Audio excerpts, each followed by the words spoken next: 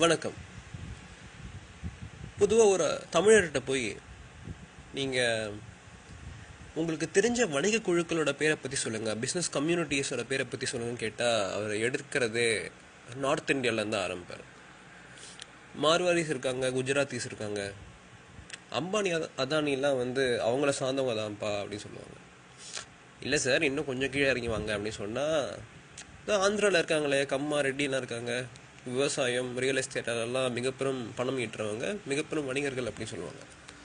இல்லை சார், இன்னும் கொஞ்சம் கீழே இறங்கி வாங்க, நம்ம ஊரை சுற்றி இருக்கிறவங்கள பற்றி சொல்லுவாங்கன்னு கேட்டால், ஆனால் மறந்தே போயிட்டான்ல, ஆளு காசு இருக்காங்களே, கேரளாவில் இருந்துக்கிட்டு அவங்க உலகம் பூரா எப்படி தங்க வைக்கிறாங்க பாருங்க, பெரும் சாமர்த்தியசாலிங்கப்பா அப்படின்னு சொல்லுவாங்க.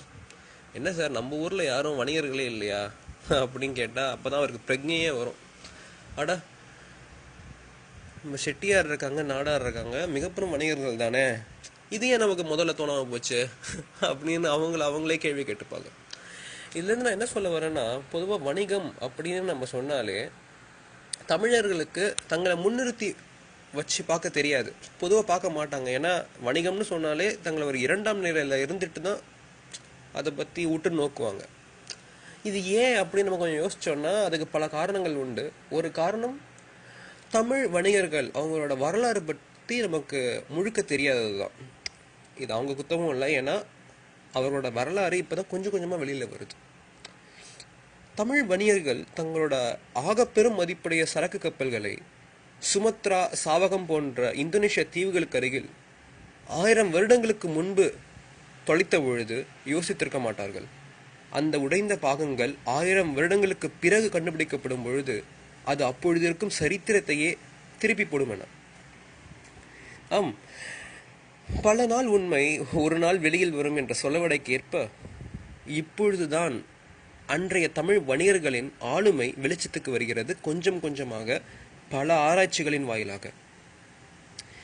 நாம் இன்று கூறுகிறோமே மல்டிநேஷனல் கம்பெனி என்று, அன்றும் அதற்கு ஒப்பாய் பல வணிக ஸ்தாபகங்கள், கூட்டமைப்புகள் இருந்திருக்கின்றன. நான் கூறுவது சோழ காலத்தில் ராஜராஜ சோழன், ராஜேந்திர சோழன் போன்றவர்கள் இருந்த காலத்தை பற்றி சொல்கிறேன் நான். அத்தகைய பல கூட்டமைப்புகளில் ஆக பெரியதும் நிரம்பிய ஆற்றலும் கொண்டிருந்த ஒரு கூட்டமைப்பு தான் திசை 1520. என்ன சார் திசை 1520 சொன்னீங்க, தமிழ் பேர் மாதிரியே இல்லையே அப்படின்னு நீங்கள் கேட்டால் கொஞ்சம் அதை விட்டு நோக்கணும். திசை 1520, இங்கிலீஷில் 500 of 1000 டிரெக்ஷன்ஸ் அப்படின்னு சொல்கிறாங்க. அவர்கள்தான் சோழ தேசத்தின் ராஜேந்திர சோழனின் தலைமையின் கீழ் நடந்த கடார படையெடுப்புக்கு காரணம் என்று சொல்லப்படுகிறது. அது என்ன சார் கடாரம் அப்படின்னு கேட்டிங்கன்னா, தற்பொழுதைய மலேசியாவின் கெடா ப்ராவின்ஸ் தான் கடாரம். அங்கே எதுக்கு படையெடுத்தாங்க? காரணம், அவர்களது வணிகம் அங்கிருந்து சில அந்நிய கடற்கொள்ளையர்களாலும் சில ஆளுநர்களாலும் பாதிக்கப்பட்டதால்.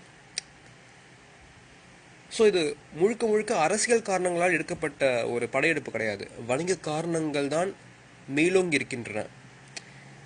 இதை பற்றி நம்ம யோசிச்சோன்னா, என்ன சார் இது அமெரிக்காவோட ஆக்ஷன்ஸ் மாதிரியே இருக்கு. இங்கிலீஷில் கன்போர்ட் டிப்ளமசின்னு சொல்லுவாங்க. கன்போர்ட் டிப்ளமசி அப்படின்னா என்னென்னா, தங்கள் நாட்டின் கம்பெனிகளுக்கு, கம்பெனியின் நலனுக்கு ஏதாவது பங்கம் வரும்பொழுது பிற நாட்டை அடிப்பணிய வைப்பது. ஸோ அதற்கெல்லாம் முன்னோடி தான் இந்த கடார படையெடுப்பு எனலாம். இதன் மூலம் இந்த வணிக கூட்டமைப்புகளின் ஆற்றலை நாம் மனதுக்குள் கணக்கிட்டுக் கொள்ளலாம். மிக பெரும் ஆற்றல். சில நாட்களுக்கு முன்பு இந்தியாவின் த ஹிந்து என்னும் நாளிதழில் நாம் பாரம்பரிய உணவு என்று கூறுகின்ற இட்லியை பற்றி ஒரு கட்டுரை வந்தது. அதில் அதன் வரலாற்றை பற்றியும் ஒரு சுவையான செய்தி இருந்தது. அது என்னவென்றால், பொதுவாய் நாம் வெளிநாட்டு இறக்குமதி உணவுகள் என்று கூறும் பீட்சா, பாஸ்தா போன்றவை, நம்ம வெளிநாட்டு இறக்குமதி உணவு அப்படின்னு சொன்னாலே நமக்கு இதுதான் ஞாபகம் வருது. ஆனால் இட்லியும் அதனுள் ஒன்று. காரணம், இட்லி முதலில் செய்யப்பட்டது இந்தியாவில் இல்லை, சாவகம் என்னும் ஜாவா தீவில், அது இன்றைய இந்தோனேஷியா. ஆக இட்லி தமிழகத்துக்கு வந்தது இந்த வணிக உறவுகளால் தான்.